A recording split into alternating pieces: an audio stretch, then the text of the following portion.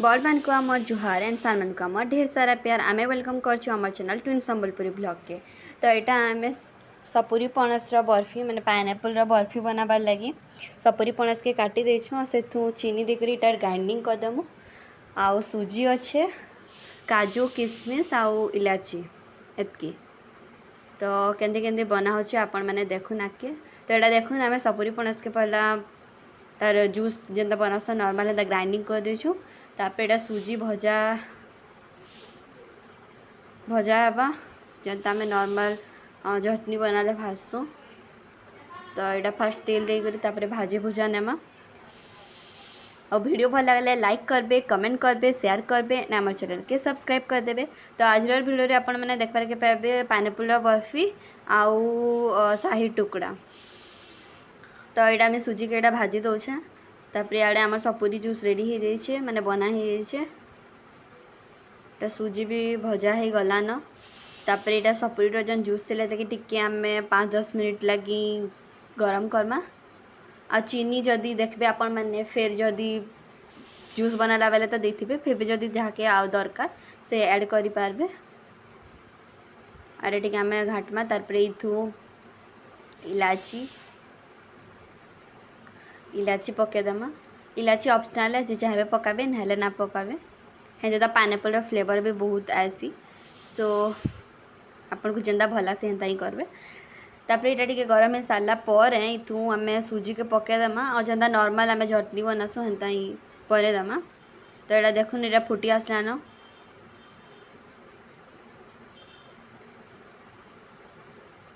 याद आम इथु सुजी पकेदेमा सुजी पके करी घाटमा सेटा के माने ठीक है बार तक जेनता कि चटनी बन पूरा एक्जाक्ट हेंता। तो चटनी बनबार तक आम ताके घाटमा भलसे इटा भी आम के बने ना थे फर्स्ट आम ट्राए करूँ एंड बहुत भल लगुला।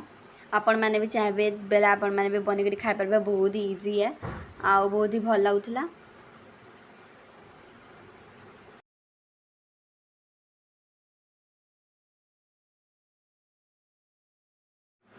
तो यहाँ देखुन इटा रेडी हो गलान यहाँ दे ताके थालीटा के बाहर कर आनमा आउ तार सेट करदेमा तापरे देखो आके आके काण करा होचे जे।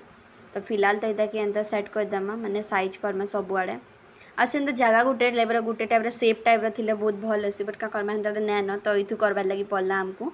तापर इथु काजू काटी कर पकेदेमा और किशमिश भी आपण मैंने चाहे जेन बना होता है भितर भी दे पारबे बट उपरे थिले बेसी भल लागसे तो हेती लगी आम उपरे दे देउछु। किशमिश भी आम पकेदेमा आउ पिस्ता बादाम थिले भी पके पारबे। तापर यहाँ हो गला आम फ्रिज रे रखी देलु आधा घंटा घंटे बागे। तापर यहाँ जिते टान ही गला तापर ये आम काटुचु खाबार लगी।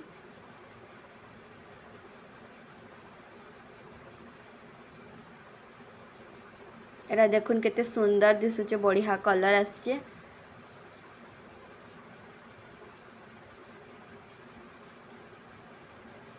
यहाँ आम प्लेटा के बाहर कर आनिकर रखीदलु जो जेनता कि सजावाला टाइप का। तापर यहाँ किए खाइलु समस्त को बहुत भल है। यहाँ शाही टुकड़ा बनाबार लगी फर्स्ट ब्रेड साइड के आपण मैंने काटिदेवे तापर हेंदी रखी देथिबे। तापर यहाँ गुरस फुटा होचे माने कस्टर्ड बनाबार लगी बट कस्टर्ड रे किछि फलमूल ऐड ना करबे जेनता गुरस रे चीनी देकर फुटासन टिके फुटे सारला परे कस्टर्ड जेनता बनासन माने कस्टर्ड पाउडर रे गरम गुरस के पके करी से फास्ट गुली नेबे जेनता कि किछि ढीणा माने ना रहबा से कस्टर्ड पाउडर रो एंते तार अलग हिसाब भी बनासन सेटा माने चासनी टाइप रो चीनी रस रे टाइप रे पके करी बट आम एंते बनामु कहलु। तो यहाँ इे कस्टर्ड बना होचे आउ बस जेन ब्रेड की साइड के कटी करी जेन दुपाल कर जेन कटा करी रखाई सेटा फिर काना करमा देखमा। तो आम कस्टर्ड जेनता बनासन हेंता ही बनाऊँ। कस्टर्ड बनावाटा तो बहुत ही इजी है। इटा भी फर्स्ट टाइम लगी ही बनाऊँ कभी बने ना थे बस जहाँ भी हो खाबार मन अच्छे तो क्या करमा बनाबार के तो पड़बा।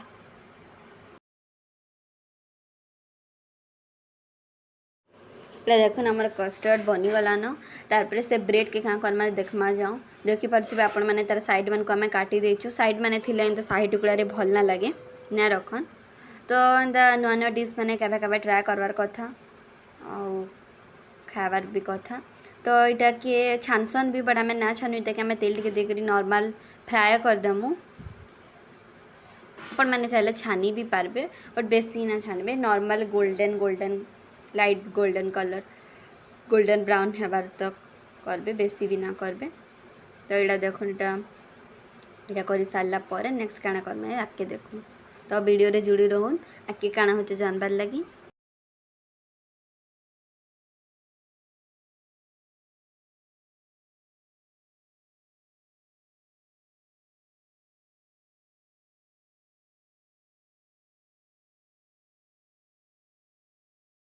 तो यहाँ देखुन जे ब्रेड मैंने आम फ्राए कर देती यहाँ काजू के काटी देचे छोट छोट करी यहाँ हूँ कस्टर्ड पूरा थिक भी हो गलान तो यहाँ दे ब्रेड मान ऊपर कस्टर्ड के ढालमा